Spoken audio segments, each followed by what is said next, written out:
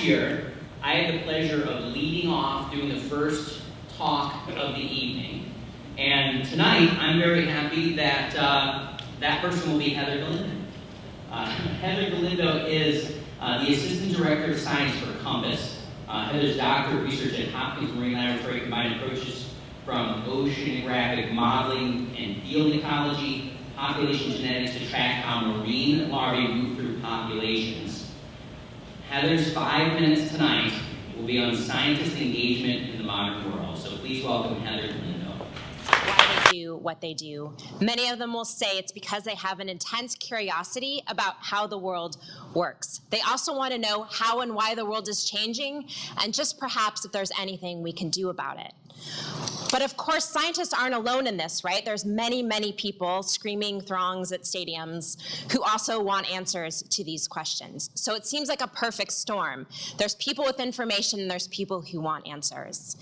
And yet, it can sometimes feel challenging for scientists to communicate to the wider world. Some of this is because there's limited resources like time and money that we all face.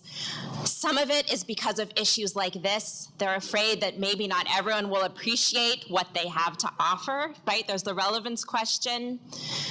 There's also the idea that it can sometimes feel a little bit like going into battle for scientists who work on things like climate change. And you've all seen these kind of debates covered in the news.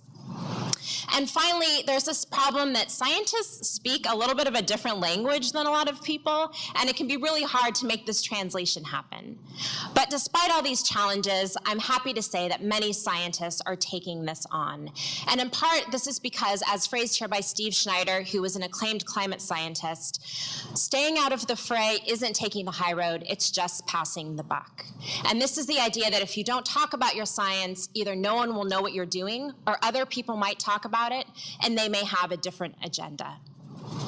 So how are scientists engaging? Well, some of them are doing things like these scientists who are testifying on Capitol Hill about ocean acidification. They're taking their science straight to policymakers. This isn't just happening in DC, it's also happening at state and local levels. Other scientists are being brave and talking to journalists. This is a scene from a communication training that COMPAS held where we bring in scientists and they get to do mock interviews with journalists like Christopher Joyce here from NPR. And there's lots of other media platforms that science is getting communicated on. Things like NPR's Science Friday, there's podcasts like Radiolab and Story Collider. And the really cool thing about these platforms is it's not just about science content, it's also about the story behind the science and also the scientists themselves, right? Scientists are not a bunch of old white men in lab coats anymore. There's a great amount of diversity, and there's really cool resources online where you can check out who are the people actually doing this work. Scientists are doing other interesting things online. This is a Twitter account from a scientist where he's not tweeting as himself, but as his study subject. This is Domino the whale shark, so you can find out what Domino is up to in their daily life. There's also other labs. This is Stephen Roberts' lab at University of Washington, and they've gone so bold as to put their science online, and they don't just have things like Twitter pages and Facebook pages. They actually provide some of their lab notebooks online, so you can follow the science as it happens, and this is kind of a cool new thing that we're seeing emerge.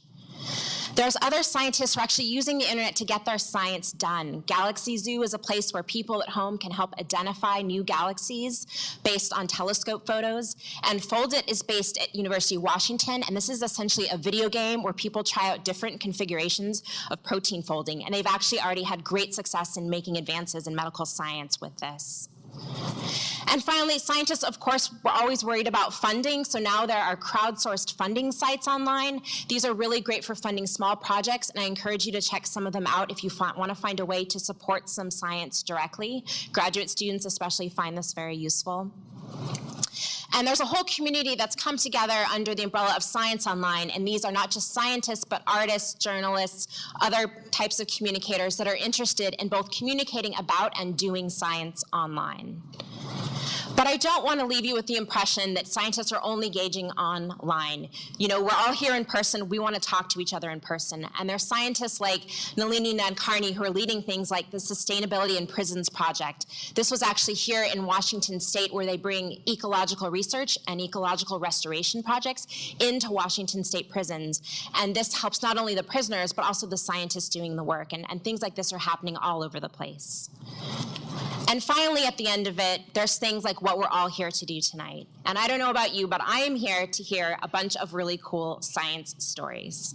So I invite you all to pull up a log and grab a marshmallow and join me as I listen to the science storytellers we have here with us tonight. Thank you.